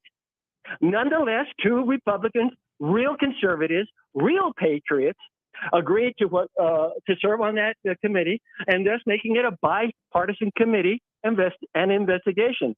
Now, this committee is not about whether the election was stolen, because it wasn't, and Trump knew that. And he's just a sore loser and the world's best-known Karen. And if the Democrats had the intent and means to steal the election, why didn't they do it in 2016 when Trump lost the popular vote, even with Putin's help, which he bent over to take, rather than reporting those entries to the FBI? I mean, I'm going to be watching particularly the primetime one of that committee hearing because we do here, but I mean, you are surprised that the former president is upset about the proceeding of these? I mean, he's been very vocal about fairness in the past, even if expecting it from such a body and proceeding is unreasonable because it's not set up like a court, even if they may be trying to give it the airings of such of the way they're producing this, essentially. It's really what it comes down to. This hearing, again, the made-for-TV aspect of it is, let's just say that there's a reason that a lot of investigations and truly digging down into facts usually don't happen in front of cameras until a full report is ready and such here, because this, I was worried about it from the start and still has not really led up to that about true findings about what it is. I mean, the political purpose is undeniable here. I mean, one of the reasons I think you're so giddy about it is because that you're very interested and invested in the political outcomes that you feel support your positions on there. I'm not necessarily blaming you for that, but let's just be honest about it and what we are going to be getting out of these committee hearings and what it'll come down to. My concern is that, with the reporting that going to then actual law enforcement officials will happen or not, but I think we're getting very close to, I mean, depending on what this testimony ends up being coming forth in these further committee hearings, is about the inaction. I know that, the 186 minutes is going to be focused on there, but it's a little interesting about should a president be held or really damned, really is what this committee can most do, about what he didn't do versus what he did do, what was responsibility. Still very in favor of a full actual investigation into this, but this keeps not hitting the mark in my mind. So thank you for the point in the call as much as it's worth here. Glad for your interest in constitutional law and such here. So we got to take that next break right now. Coming out of this break, we will get to more calls on the line, more comments, more everything that we can here. A lot more coming up and a lot of comments as well. So if you want to chime in on the line, that number to do so is 915-544-5876, 915-544-KTSM. Back after this break with more Talk El Paso here on News Radio 690 KTSM. Stay tuned.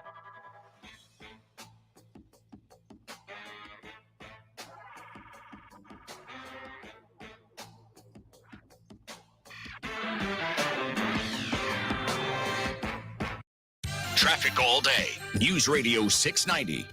On your El Paso freeways, a rollover crash is closed North Desert Boulevard. All the northbound lanes at Trans Mountain closed. Expect delays. I-10 eastbound at Mountain Pass. A disabled semi is blocking the exit ramp of the right shoulder. Pelicano eastbound at George Dieter. Accident reported there, and an injury accident South Mesa Hills northbound at Sunland Park. Kerry Edwards, El Paso traffic. This report is sponsored by the Mark Moss Show podcast. The European Union has new crypto regulations that will cause more harm than good.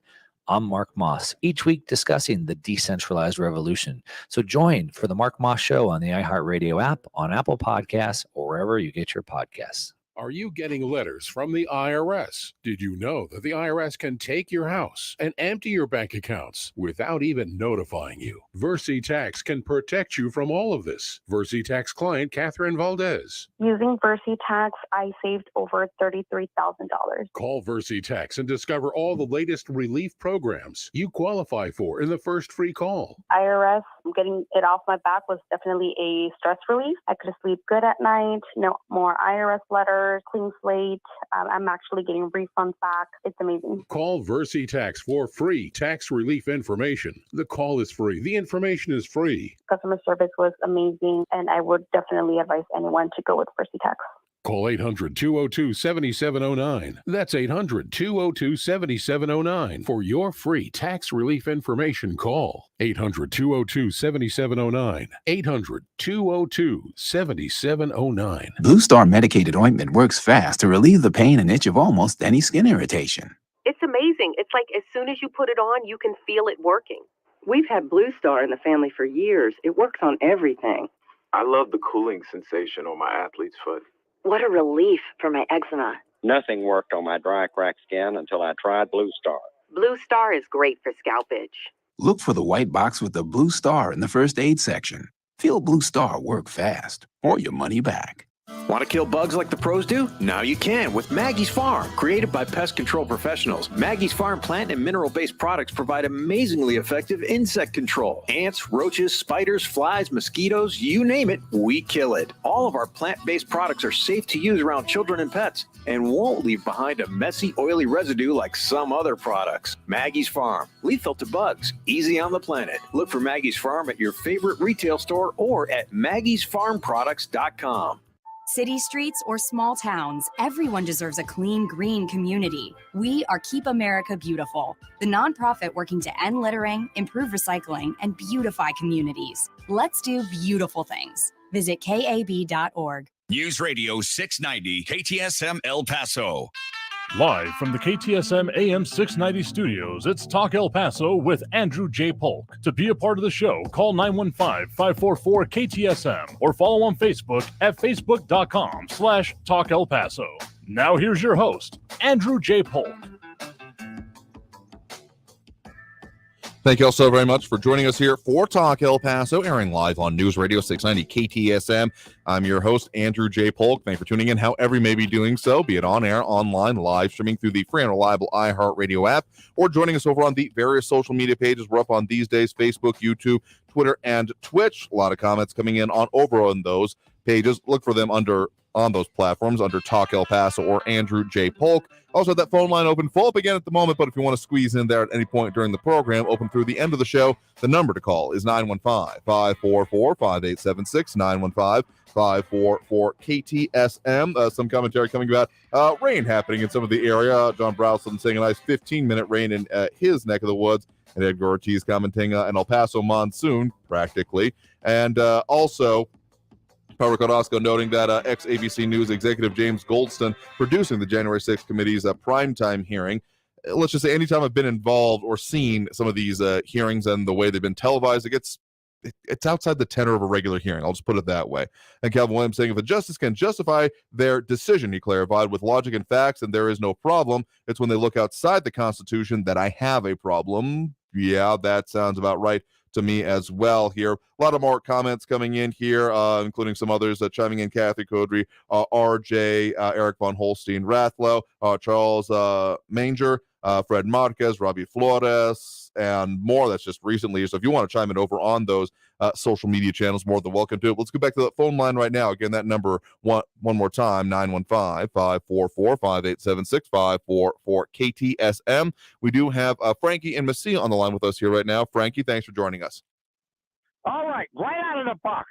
Evil, any kind of evil, does not exist in the starkness of the brilliance of light. No, nay, it occurs in the dark behind closed doors by evil people. Now, having said that, you got this Pat Cipollone, who's the White House counsel, who's going to testify. And because he's doing that, all of a sudden, right out of nowhere, here comes the Donnie Dotar doofus with that stupid-looking comb over he's got, saying, hey, this is terrible. What's going to happen for the next presidents down the line where they can't have frank conversations about this, that, or whatever? I don't have a problem with a frank conversation, except in the evil darkness, if you're deciding that you want to have a coup and you want to overturn the democracy of the United States, I have a problem with that. So I would like to hear those people, Junkyard Jerry, Bewildered Barbara, Terrible Tony, and the rest of the crowd out there, you tell me where I'm wrong about that. You tell me. Go ahead. That's all I want to say. Okay, fair enough here, and I get what you're saying here. Essentially, referring to the relevance of attorney-client privilege, which is an important consideration to be made here, because a lot of stuff. If you can't again have frank conversation, so I get kind of what you're saying there, but let's just say that dealing with precedents in its own way, not talking about Supreme Court precedent, but legal precedents. I mean, honestly, there were more than a few situations during the previous administration that well, one trying to be effectuated, didn't really have precedent behind them. It had never even been attempted in some ways. So at one point made during our previous caller, John Browsden, mentioning that the Senate Majority Leader at the time, Harry Reid, changed the Senate rules and made Trump's federal appointments possible. And that's one example of precedent being moved around and dealt with. The so-called nuclear option at the time, lowering the threshold required to see the actual certification of judges and justices. And it's oftentimes political expediency is the main goal of any of these interactions without the idea of long-term impact on it. Short-sightedness, another way to put it, is often, well, the doctrine of unintended consequences becomes loud and clear further on. So that's about the thing that I'm going to say is the concern I have about this, because, yeah, if there were to be future presidents that are saying, well, even in consulting with attorneys and even the White House attorney with all of these issues, because let's be honest, we don't even probably know the half or even a half of the half of what really serious and potentially incredibly damaging and awful things that presidents have to deal with on a daily basis. So that's, I do have a level of concern there. Well, let me just say this. Back in the 70s, Tricky Dicky Nixon and the lost 18 minutes of that tape. Let me tell you something, Andrew, or let me share with you, Andrew, and everybody else out there.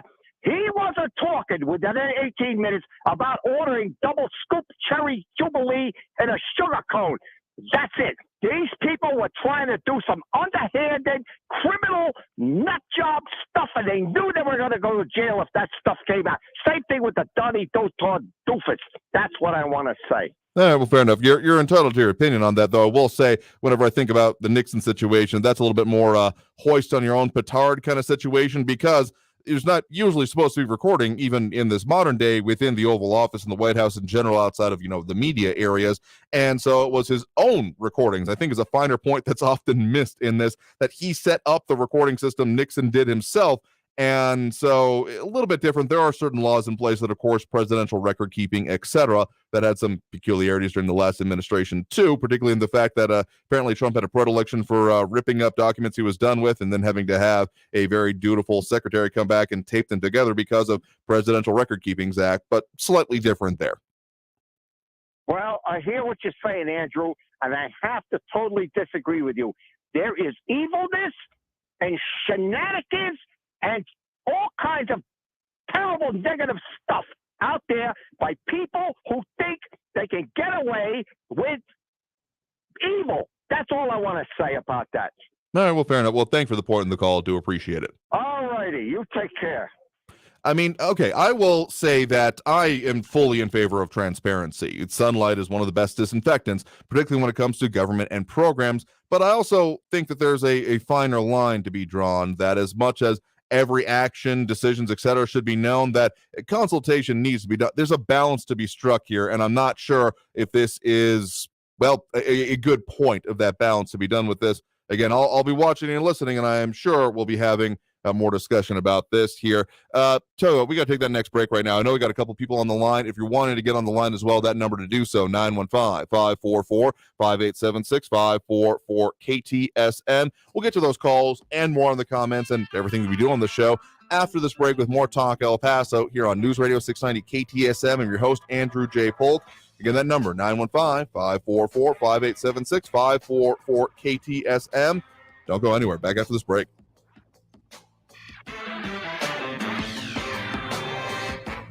Taking care of yourself is something that I take very seriously, and you probably should too, because, I mean, self-care may have become a bit of a buzzword, but seriously, if you don't sharpen the saw, you're going to have a real dull cutting implement for whatever task you need to accomplish in your day. So one of the ways I consider that, or take care of appearance, feeling good, looking good, is with our friends and official hair and beard sponsors of the show, Gentleman's Republic Barber Salon and Men's Spa, because they have the services that I trust, literally with every hair on my head. Been going to them for years now, even essentially had my bachelor party with them, because they've got everything you need to really, truly have you feel like a king for a day, or for the special man in your life, whatever that may mean. Any kind of events, anything for pictures, home events, work events, any of it, they're the ones that I would go to and recommend to everyone that I can tell about it. And if you want to, of course, make your own appointment, you can give them a call at 915-532-3000. That's 915-532-3000, or find them online at gentsrepublic.com. That's GENTS Republic.com. See their full menu of services, some of the other things they offer, including these, circumstances of their great building that they got there. Truly great sense of space. Go in there, tell you a little bit about my experience. I go in there, get my beverage of choice. Been doing the clamatos lately because it's definitely been hot enough, and enjoy that on their patio all before and after my hair and beard appointment. So again, give them a call, 915-532-3000, or online at gentsrepublic.com. That's GENTS Republic.com. El Paso's News Radio, 690 KTSM. Hello, everyone. This is Robert Olguin with your KFOX 14 News Update. 2 business closures in downtown El Paso are being blamed on the post-pandemic economy. The CVS pharmacy on Mesa and Texas will close next week, and the Fias clothing store is also going out of business. The downtown management district says foot traffic hasn't returned to pre-pandemic levels. The border was closed to non-essential traffic for much of the pandemic, and economists say some of those Mexican shoppers have not returned to downtown. A legendary coach from El Paso will be inducted into the Texas High School Basketball Hall of Fame. Jim Forbes was an All-American basketball player at Bel Air before playing for UTEP and would go on to play for the U.S. in the Olympics. The 69-year-old Forbes died in January of complications from COVID-19. This has been your KFOX 14 News Update. I'm Robert Olguin. News Radio 690. Traffic all day. A rollover crash is closed North Desert Boulevard. Northbound lanes closed at Trans Mountain. Expect delays there. I-10 eastbound near Mountain Pass. A stalled semi is blocking a portion of the exit ramp. On the 10 eastbound before Cotton all the way to Reynolds, you've got stop-and-go delays of about 10 minutes. And an injury accident, Pebble Hills Boulevard eastbound before Lee Trevino. Carrie Edwards, El Paso traffic. From the KFOX 14 Severe Weather Center, this is Chief Meteorologist Sandra Diaz. We continue to deal with moisture in the air that brings those afternoon and evening showers and storms, and that pretty much will be the case through the weekend. However, as high pressure drifts back into our neighborhood, you can expect temperatures back to near 100 at least through the beginning of next week. Track any of these pop-up showers and storms on kfoxtv.com. This report is sponsored by Lowe's. Sign up for Lowe's MVP's Pro Rewards and Partnership Program and get exclusive rewards to help level up your business. Program subject to terms and conditions, valid through 12/31/22. See lowes.com/L/pro loyalty terms, subject to change. As a marketer, you want to reach everyone, adults, teens, millennials, but it's not like these groups all hang out in the same place, right? Actually wrong. They're all right here, listening to radio commercials just like this one. Radio ads connect with 93% of Americans every week. That's more than Google, more than Facebook, more than TV. In fact, radio reaches 20% more millennials than TV. Want more of the people you want to talk to all in one place? Visit iHeartAdvertising.com and get AM/FM working for you. That's iHeartAdvertising.com. You should be able to earn money with your money and with more control. Solo Funds makes it simple.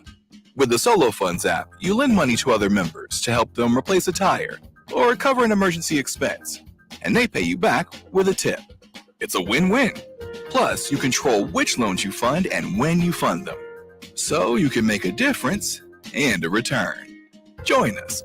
Download the Solo Funds app on the App Store or Google Play Store.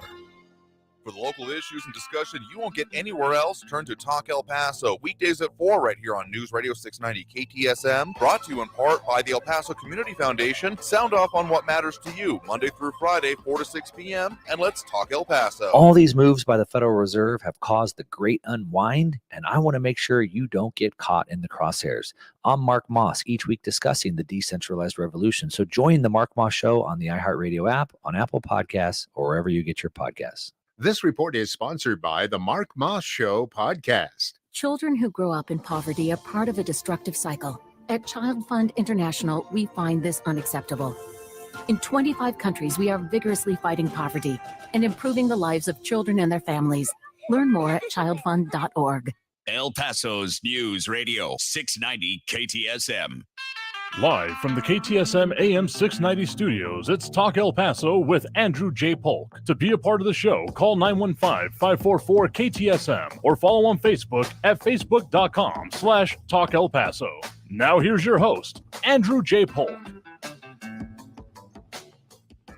Thank you all so very much for joining us here for Talk El Paso, airing live on News Radio 690 KTSM. I'm your host, Andrew J. Polk. Thank you for tuning in, however you may be doing so, be it on air, online, live streaming through the free and reliable iHeartRadio app, or joining us over on the various social media pages. We're up on these days, facebook.com/Talk El Paso, the Talk El Paso channel over on YouTube, Twitter at Talk El Paso, or twitch.tv, Andrew J. Polk. On those pages, you can, of course, also leave your comments, as a lot of people have been. RJ and Kathy Kodry over on the YouTube, Barbara Carrasco, Calvin Williams, Eric von Holstein-Rathlau, Edgar Ortiz, John Browsland, if I didn't say that already, Charles Manger, Fred Marquez, Robbie Flores, and more chiming in over there. Also dropping those reacts, we do appreciate. Lorenzo Medina Jr., Ida Baeza-Gardner, Flaco Jimenez, Ted Kors, Calvin Williams, Ed Clore, Robbie Flores, Monica Cervantes, and Deborah Fraye. If you're wanting to chime in over there, drop those reacts. We just appreciate it. It helps us in our mission to have live local talk radio continue and have more people involved with it here in El Paso, because the involvement, that's what makes this, it's really something I really want to be a part of. We can have as much discussion about issues as we want individually, but getting together and talking about it is, well, more interesting to me than most of the ways that this often goes through here.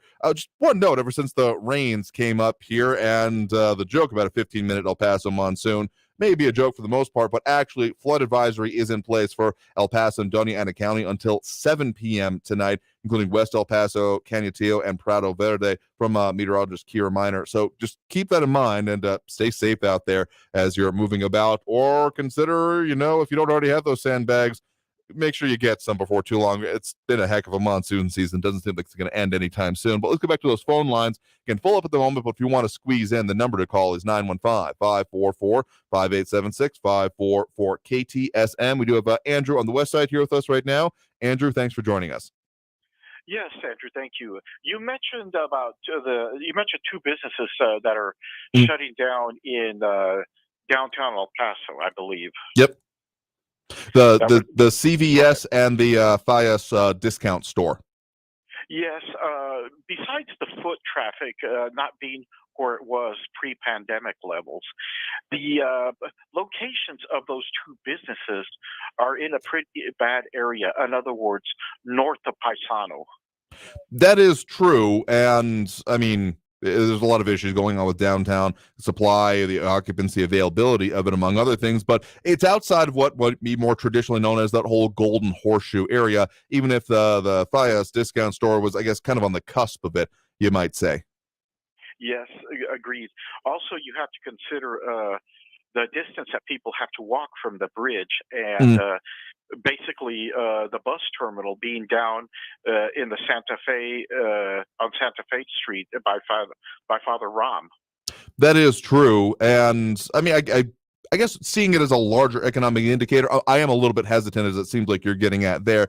But it's just as we talk a decent amount about downtown redevelopment and what is going on there. So things closing because of essentially a lack of return of some things. It's I mean, even they themselves are I guess more specifically the downtown management district executive director there, Joe Gudenrath, saying that there may be some other factors, not saying having the same customer traffic as pre-pandemic still doesn't really help these type of businesses.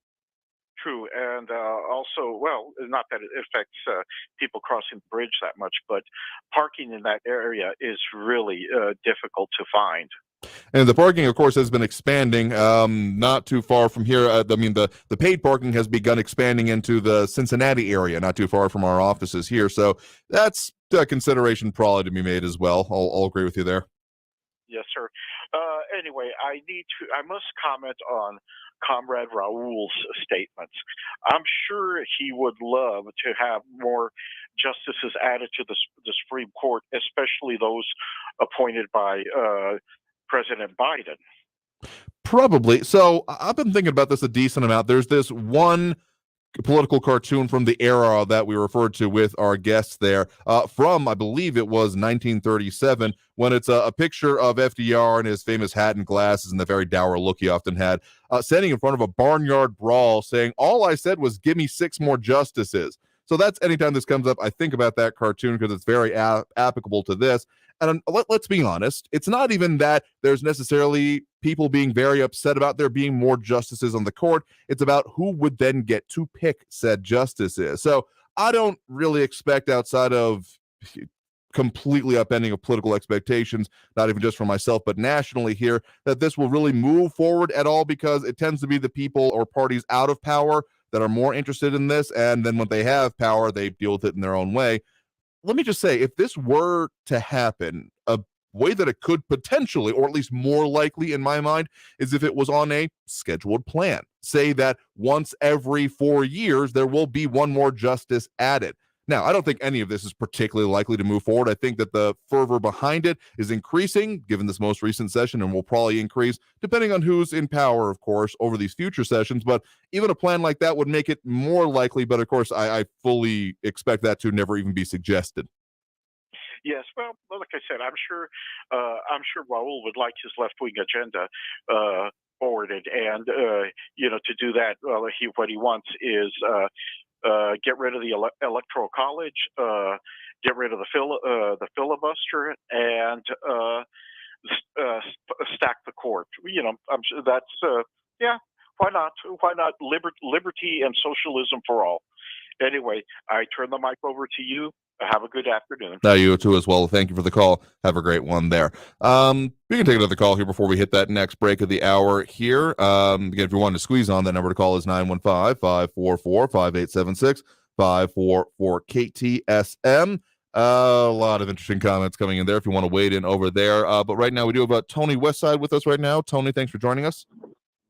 Yeah, thank you, Andrew. I didn't catch only the tail end of what Freaky Frankie was saying, because I usually, as soon as I hear him announced, I use that time to go relieve myself. Mm-hmm. But I did catch the end on the zip up. I did catch what he said about Nixon, I think, and things like that. Frankie, a couple of things. Even last week, you were cursing believers and faith and God and things like that. You ought to read at least Shakespeare. If you won't read the Bible, then read Shakespeare. There are things in heaven and earth about which, Horatio, you have no idea. So only a fool would curse that which he doesn't understand, at the risk of your own soul, Mr. Frankie. That being said, this thing about Nixon and the tapes and breaking into the Democratic headquarters, what do you think happened under Obama at the Trump headquarters, brilliant man? That happened. They tapped Trump, they wiretapped him, and guess who was accountable and who went to jail? Nobody. Because the DOJ and the FBI are all living under an ideology just like the Democratic Party. They're willing to steamroll over the Constitution and people's rights because they have this ideology of saving the earth and equal justice for all. And like Obama is famous for having been quoted, it's the right thing to do. So we're living under a dynasty. And you were right about one thing, Freaky Frankie. There's a lot of evil happening out there, and it's happening under your watch. It's happening under your president. It's happening under your Democratic Party. The evil that's going on out there, at least you got one thing right. Never before has there been so many ideologists with wrong ideology, by the way, violating the Constitution and our laws and the FBI and the CIA and so forth. It's just sickening the way this country's going down the tubes. But again, Frankie, be careful what you curse, and be careful that you don't understand how this universe came about. That one of the dumbest things you could do is curse it and curse God, because I've been telling you, the very palpitations of your heart are in his hands, and be careful. And by the way, nothing really means anything until you're in your deathbed. Then I promise you'll change your tune about that. So, Andrew, enjoy the rest of the callers. Thank you. Oh, sure thing. Thank you for the point in the call. Do appreciate it there. I mean, yeah, referring there a little bit as you did to the FISA court and stuff like that. And let me just say, anytime that a potential successor or replacement in government is having actual look at them by a previous one, I don't care what administration or ideology is behind it. Yeah, it raises some red flags for me. So, yeah. Anyway, I think we have time for one more here, actually. We can get Ben on the east side here with us right now. Ben, thanks for joining us.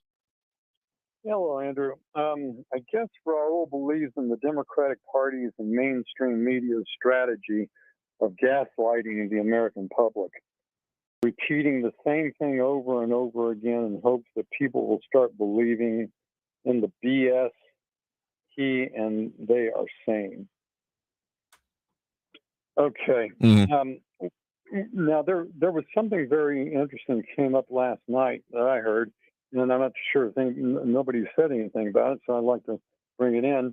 What was the purpose of President Biden saying he was the purpose of him releasing 1 million barrels of our strategic petroleum reserves every month every day for the next 180 days? I mean, essentially, price response was the main thing. I know some of other making finer points about being shipped transcontinentally, which has also raised some concerns for them as well. Yeah, well, what we're doing, it turns out that we're shipping them. We're shipping our barrels of oil to Italy, to to the Netherlands, and also to India. And what is our big enemy in the world right now? Would you say our biggest enemy in the world? I mean, Russia often comes to mind, but particularly given some statements out of China today, they rank pretty highly there as well. Yeah, and guess where else we're sending oil to? China. Mm-hmm. Okay, if this is true, and that's an article in Reuters, would you say that the aiding and abetting the enemy of the United States? Whenever we talk about international trade in that way, I mean, also with the talk about the tariffs potentially being lowered or removed, as we've also talked about, and would definitely have some impacts here, it goes into it. But given that, to this point, it may have been removed, actually, now I'm thinking about it, but up until very recently, if not currently, China has enjoyed most favored nation trading status. I know, among other things, Russia has lost whatever status it is, but I think China still technically does. So I think you'd have a finer and harder point justifying that in any actual court, but the way it's being done and played, and again, was reading that Reuters article you were talking about there, definitely raises questions, even if I do think that probably in the next days or weeks we will see some continued gas price drop. Whether that'll be enough to appease the general American public, I also remain dubious about. When you start giving your strategic petroleum reserves, which is designed to take America through some kind of emergency or trying to help the American people, and then that's not even supposed to be part of it. But we're giving it to China. I think that's seditious, if not treasonous. You're aiding and abetting the enemy of the United States, and I don't see any other way to say that. And what's your feeling on that? You don't think that's aiding and abetting the enemy? I might not say it in exact as many terms as you. I definitely am not in favor of it, particularly since the main idea is to. Okay, I think I know what probably theory they're operating on that has also been put forth by some House Democrats, is essentially the idea that gas prices won't come down until some of these international prices do, that then essentially predicate what the domestic prices we see are, because there's still, particularly for gasoline, a lot of importation that happens. So that's probably the justification that would be made. Again, I'll agree with you, it doesn't make a whole lot of sense to me because, the strategic nature of the reserve, as we said yesterday, is supposed to be for strategic needs, as in strategy, defense, etc. And even then, I had some issues with the idea of releasing it in order to deal with prices, because kind of violating the purpose of it and the core idea of it in my mind. But I mean, you can call it what you want. I'll just say that I don't like it, but I doubt there'll be any immediate repercussions, outside the ballot box anyway, for it here. Do appreciate the point in the call. We got to hit that next break right now. And coming out of the break, we'll tell you what we got coming up for you next on the show, which you may recognize as Friday, but also a few other things. So stay tuned. More Talk El Paso after this break here on News Radio 690 KTSM. Stay tuned. Traffic all day. News Radio 690. On North Desert Boulevard, all lanes are still closed northbound at Trans Mountain due to a rollover crash that is still in that area. Police and medical on scene. Look for 10-minute delays on the I-10 from Loop 375 to the 54 Gateway. I-10 westbound at Trowbridge has a disabled truck blocking the right shoulder, and an accident reported Montana Avenue eastbound before Global Reach. Carrie Edwards, El Paso traffic. This report is sponsored by the Mark Moss Show podcast. The European Union has new crypto regulations that will cause more harm than good. I'm Mark Moss, each week discussing the decentralized revolution. So join for the Mark Moss Show on the iHeartRadio app, on Apple Podcasts, or wherever you get your podcasts. New on Curiosity Street. This is very different. Dinosaurs living in sub-freezing temperatures. A groundbreaking expedition reveals Antarctica's vibrant prehistoric past on dinosaurs of the frozen continent. And as Napoleon's enemies surged, one failed negotiation with Austria led to his eventual downfall. Relive the diplomatic showdown that turned the tide on Napoleon, the beginning of the end. Watch now on Curiosity Stream. Annual plans are $20, just $1.67 a month. Visit curiositystream.com. Blue Star medicated ointment works fast to relieve the pain and itch of almost any skin irritation. It's amazing. It's like as soon as you put it on, you can feel it working. We've had Blue Star in the family for years. It works on everything. I love the cooling sensation on my athlete's foot. What a relief for my eczema. Nothing worked on my dry, cracked skin until I tried Blue Star. Blue Star is great for scalp itch. Look for the white box with the blue star in the first aid section. Feel Blue Star work fast, or your money back. Want to kill bugs like the pros do? Now you can with Maggie's Farm. Created by pest control professionals, Maggie's Farm plant and mineral-based products provide amazingly effective insect control. Ants, roaches, spiders, flies, mosquitoes, you name it, we kill it. All of our plant-based products are safe to use around children and pets and won't leave behind a messy, oily residue like some other products. Maggie's Farm. Lethal to bugs. Easy on the planet. Look for Maggie's Farm at your favorite retail store or at maggiesfarmproducts.com.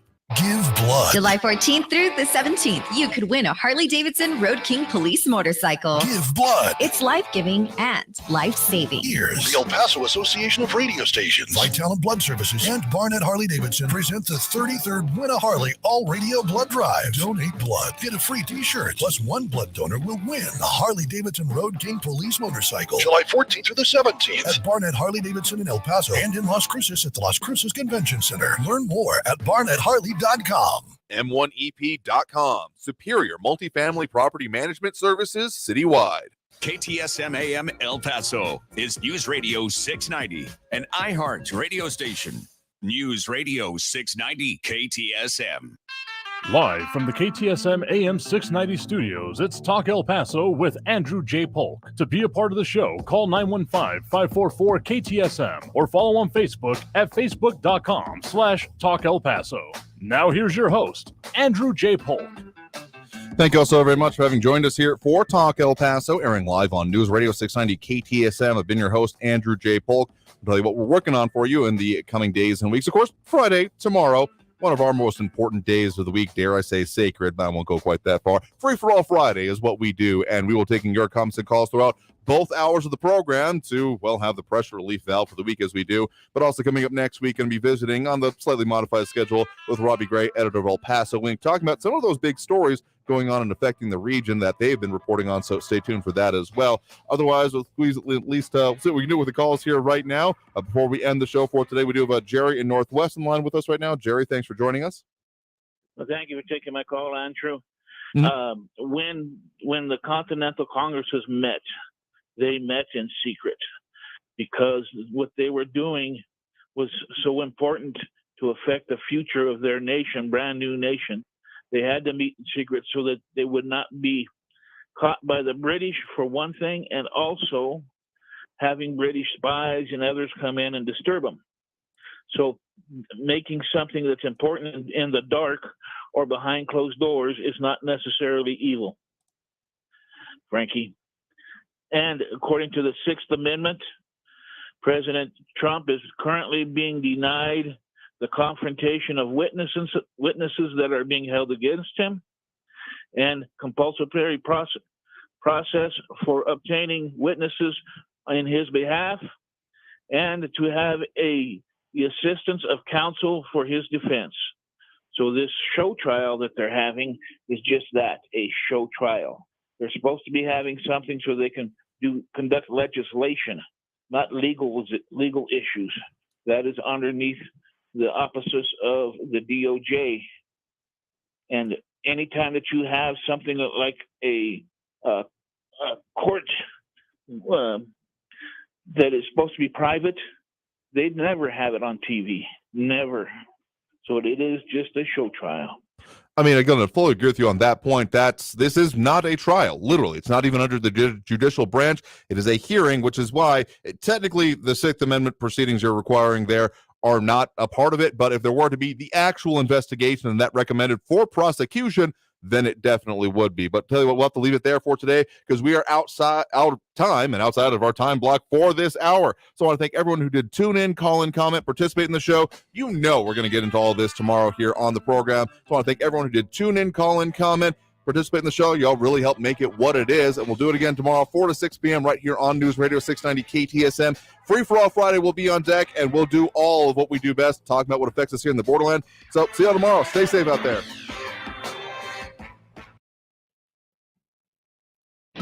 Traffic all day. News Radio 690. On North Desert Boulevard, all lanes are still closed northbound at Trans Mountain due to a rollover crash that is still in that area. Police and medical on the scene. Look for 10-minute delays on the I-10 from Loop 375 to the 54 Gateway. I-10 westbound at Trowbridge has a disabled truck blocking the right shoulder, and an accident reported Montana Avenue eastbound before Global Reach. Kerry Edwards, El Paso traffic. Almost 3 million people use Navage to breathe better, sleep deeper, snore less, and stay healthier. I'm Martin Hoke, and I invented Navage, the world's only nose cleaner that helps flush out airborne germs with powered suction. But what do doctors have to say about Navage? Here's Dr. Tonya Farmer, a board-certified ear, nose, throat specialist. Most airborne allergens and viruses enter through your nose. When that happens, it can cause congestion and irritation, and that just makes you feel miserable. You can get a cold, you can get flu, sinus infections, or even worse. Flushing your nose with a saline solution is the most effective way to flush all of those dangerous threats out of your nose. So now when patients come in my office, I tell them I highly recommend that you use Navage on a daily basis for overall good health and wellness. And Navage is all natural and drug-free at Navage.com, Walmart, Walgreens, CVS, Rite Aid, Bed Bath, and Target. Navage, N-A-V-A-G-E, clean nose, healthy life. Portions of the following program were pre-recorded. Freedom of speech lives here. To me, freedom of speech is being able to say anything you want. El Paso's News Radio. News on the hour, KTSM. Traffic and weather all day. News Radio 690 is KTSM AM El Paso.